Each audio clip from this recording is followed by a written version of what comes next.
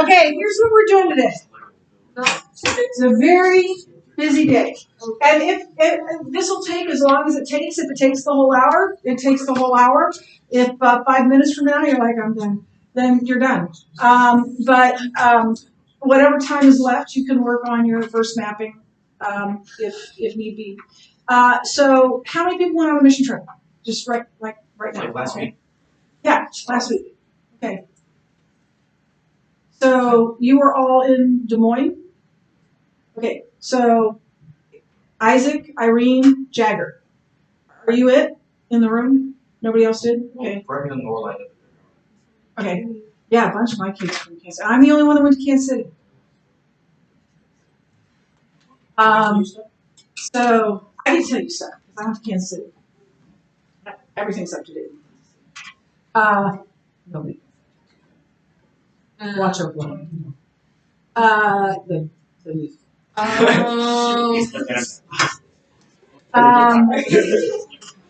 So here's what we're going to do. We're going to talk about two different aspects of your mission trip and of I'll be the representative for Kansas City. And the first question, we have two questions. The first question is, what did you do? Like literally, what did you do? So who wants to answer that question? Yeah, well, I'll answer it. So, just say one thing that you did. I want to hear kind of in depth one thing that you did. On the trip, ministry wise. I don't want to hear about the ride up and back. Ministry wise. Okay, so we went to like these different organizations and stuff, and we helped like serve for the. Okay, and what was that ministry? Oh, one place we made the dumpster bomb. We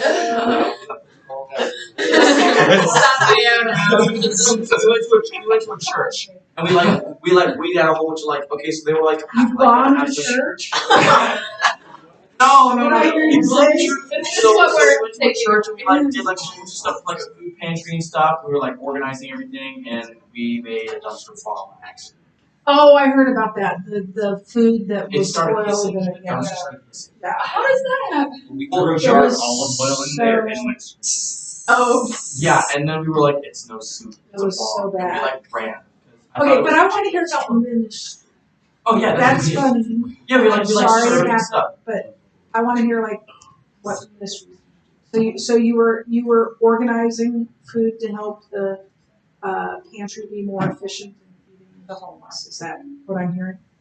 Yeah, I don't remember what the church. You got rid of out of date stuff. What did that teach you about that they had so much out of date food? The lady said. Not enough people. So what do they need? That is probably the refrain of every Christian ministry in every state. What about you, Arlene?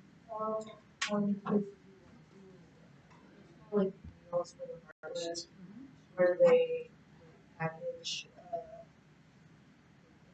meals and then give them out to different countries that are like poverty, or they'll keep some.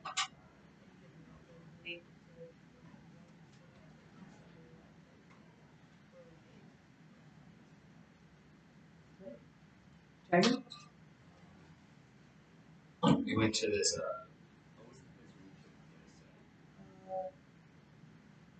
This type. It was like the after school. Yeah, it was like this after school program thing. It was all free. Some ice.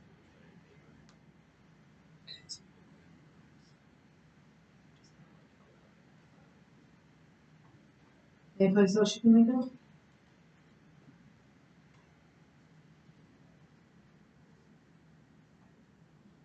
We had a group of people come and talk to us from across America. A summer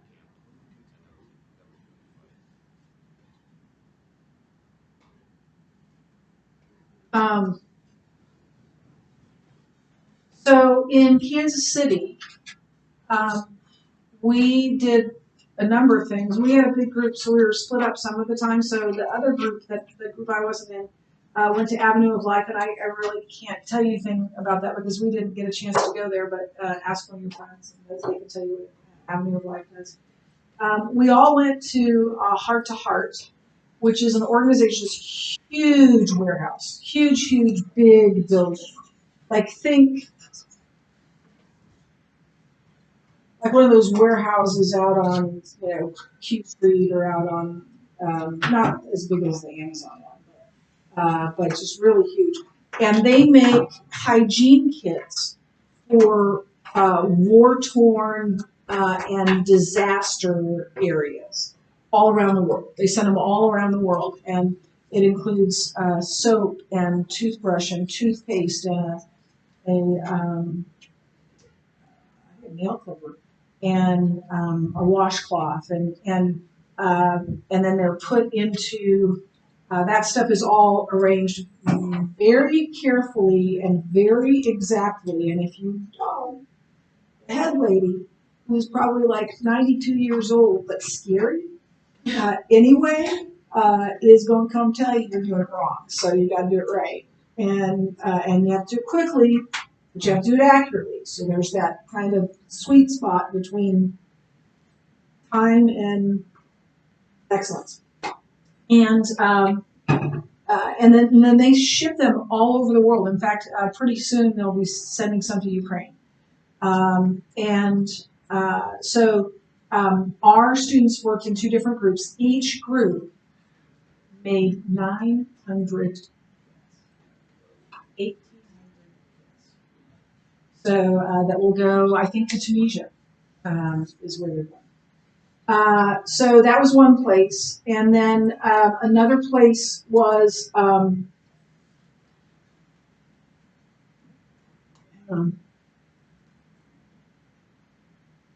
another place was Healing House. And I'll talk more about that later. But Healing House is an addiction recovery ministry. And I'll come back to that. But it was, I think, and I don't remember all the mission trips and everything we've done on all the mission trips, but I think it's my favorite place I've ever visited on a Cornerstone mission trip. We went to, so we partnered with a church, Glory Church, and Glory Church currently is in a really cool big building and it's where we went to church. And oh, by the way, small world, totally small world. In that big cool building where the church meets and where we went to watch a movie, there was a wedding reception downstairs because it's an event space as well. And that wedding, I think it was the bride, was a cousin of the Weevil houses. Huh? And so we're all in it.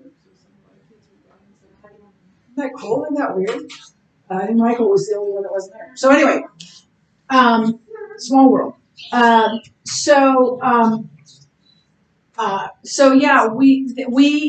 They're actually moving from that space. They're in the process of buying a church on Troost Avenue. More about Troost Avenue in a minute. But we went to that church. It's a rundown area.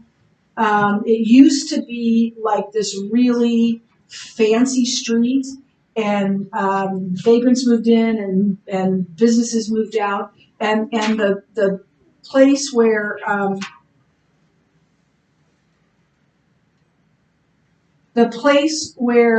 this church is used to be like a jewelry store, and it has a beautiful tin ceiling, an old tin ceiling. It's got the skinny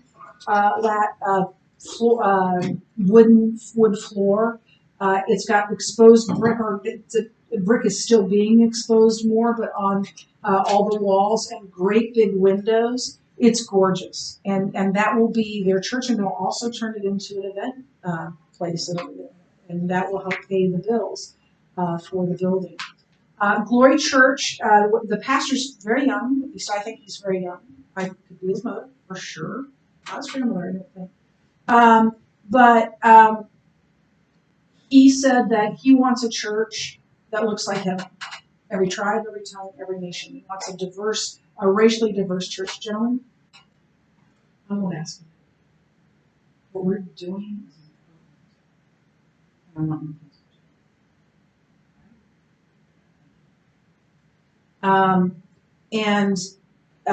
and socioeconomically diverse, and they are. We had a homeless man in church. He was sitting outside as we walked up, and we talked to him a little bit, and he was sitting in the front. And then an age diverse. Now they're pretty young, but he's hoping to attract. I'll tell you, if I live in Kansas City, I'd view their demographic way up. But and so we had the opportunity not only to worship with them, but to help clean that up. They moved drywall, big sheets of drywall, 2x4s. We mopped. We swept. We exposed brick, and then we were able to worship with them on Sunday. And so that was really cool. So Glory Church will be on Truesdale Avenue, and that's intentional. Truesdale Avenue is used to be, back in the day, it was where the red line was. And on this side of Truesdale Avenue, the whites lived. And on this side of Truesdale Avenue, the blacks lived. And the blacks, by law, could not cross that line. And in fact, to this day, there are deeds of those old homes, those big old homes, that still say that no black person can ever buy this house. And they have to go through the process of redeeding. We got racism in our country.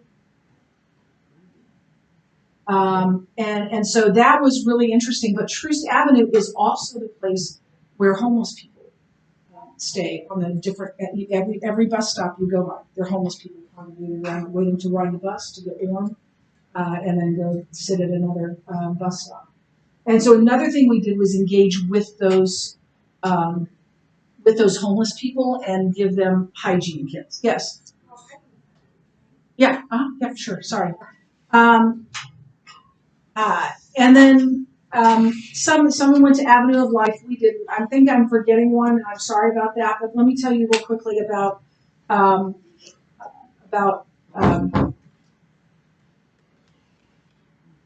Glory Church. Healing House. Healing House was founded by Bobby Joe Reed. There's a documentary about her life, and I am going to buy it and show it to all of my classes.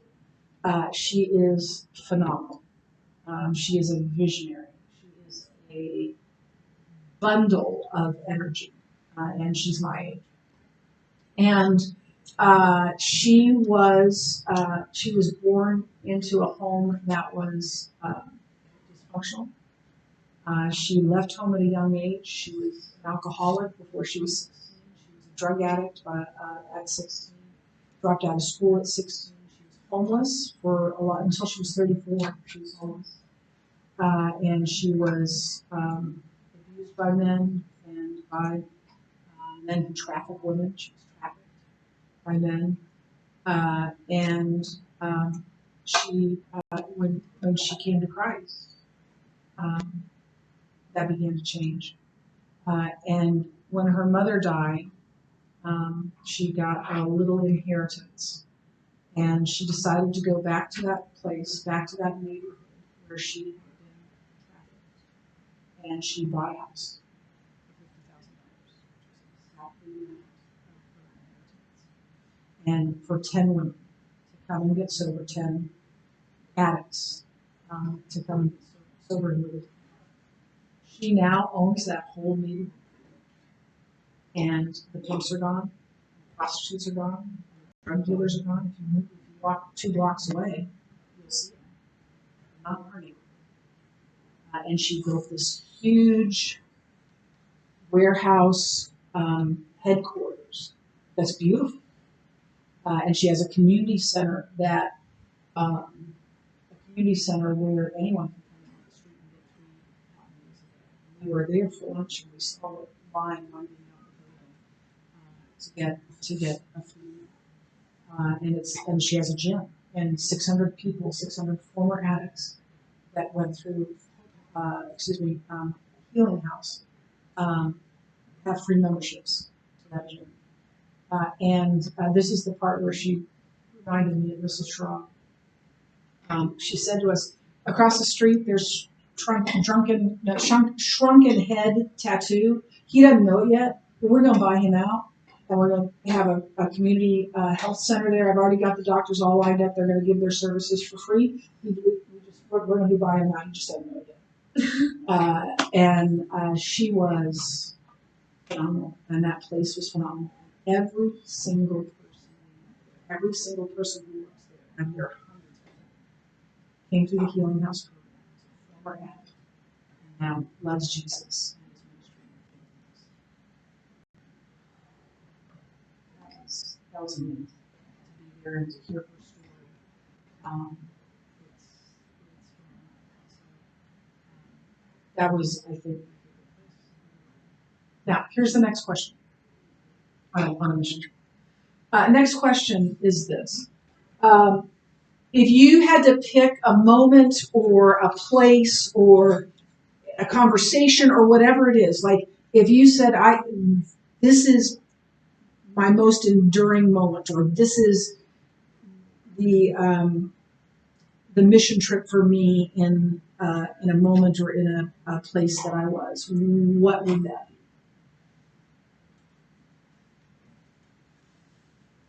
Yeah. Mine was the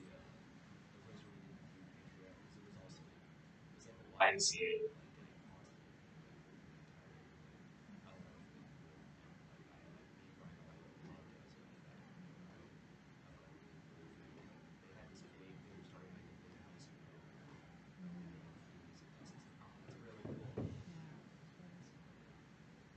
I can see how that would resonate with you, given where you grew up and who you are. I would love to work at You really about for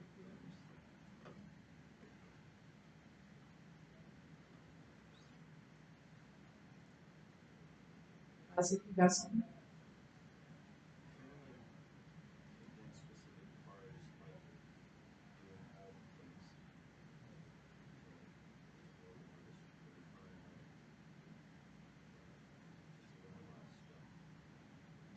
Did you meet someone who will like stick with you or that would be memorable to you? You don't have to know their name.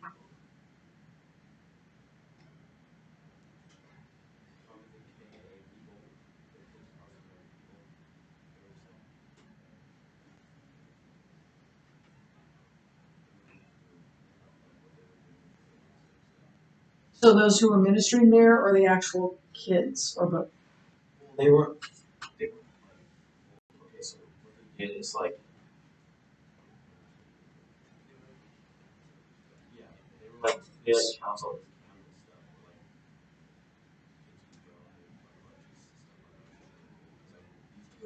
kids always kind of like that.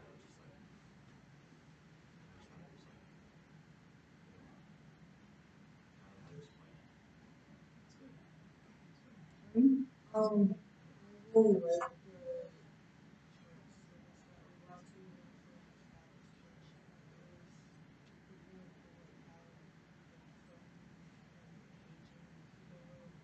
there.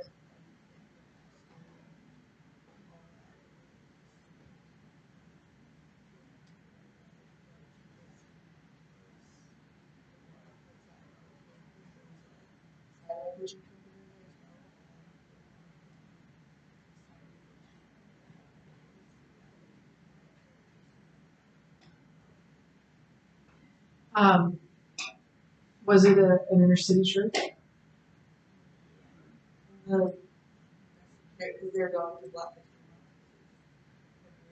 But the message was it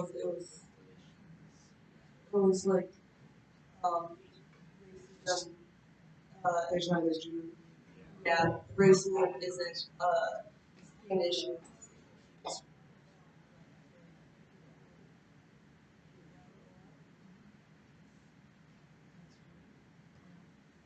I assume a primarily Black church. You know, you've worshipped, don't you? Really cool. No The guy, doubt you've worshipped. the guy who was leading worship was 94 94. years. he would have never guessed. Come on now, how can you not love that? Like he would have maybe guessed it was like maybe like 62 at the most about like how much energy he has, how much It was heart he's putting into it. My sister and my older sister and brother-in-law, he is the very white senior pastor at a Black Baptist church that they attended for years and years and years. And they were the only white people in church. And I went down 2 years in a row to speak at their women's event, and they made me sing in the choir. And I've got these women around me that sound like Aretha Franklin, and it's like all just they're fabulous singers. I'm like, ladies, I'm just gonna mouth those words because you do not want to hear what comes out of my white mouth. That's not gonna sound anything. But that was so fun, and I almost swayed in time. I only bumped shoulders with people a couple of times. So yeah, I love that, and I've always said that that you worship.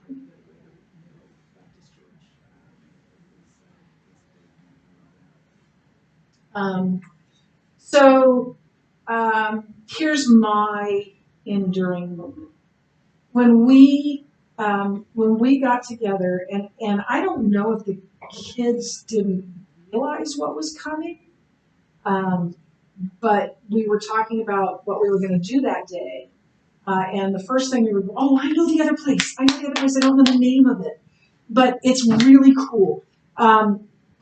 It's apartment buildings that were run down that this ministry has bought, and they're rehabbing them to become transitional housing for homeless families. So they take homeless families and they give them this beautiful apartment, and I think they do have to pay some money for it, but they also get them training and they get them a job, and they go through classes, and so that eventually they can move out of there and live on their own and have a job and have a family. What I love about that is, and we painted and we cleaned. I cleaned the toilet that I can't even describe to you. And my only hope was to get it clean enough that I would at least consider using it. I can't describe it to you, and you don't want me to because you have lunch later. But we cleaned Jamie Quinn. I mean, if you see Jamie Quinn today, and she probably won't be here because she's so tired because she was cleaned and cleaned and cleaned. And so we helped make those apartments that used to be unlivable. Like vagrants would go in, homeless people would go in to get warm, and they'd just do their thing anywhere they wanted, and it was. And they still have a little problem with people breaking in and trying to do that. But now there are going to be these beautiful apartments in the inner city for these families. And so not only are they changing the lives of the homeless families, but they're changing the neighborhood, and having these beautiful places for people to live. So it's very, very exciting. Khalees was the director of that, and she was wonderful. So my enduring moment, and Nicole, our leader, who is wonderful, is explaining to these teenagers, these Cornerstone teenagers, what they're about to do. And what they're about to do is to go to Troost Avenue, where all the homeless people are, and engage them in conversation and give them a hygiene kit and a card inviting them to church the next day.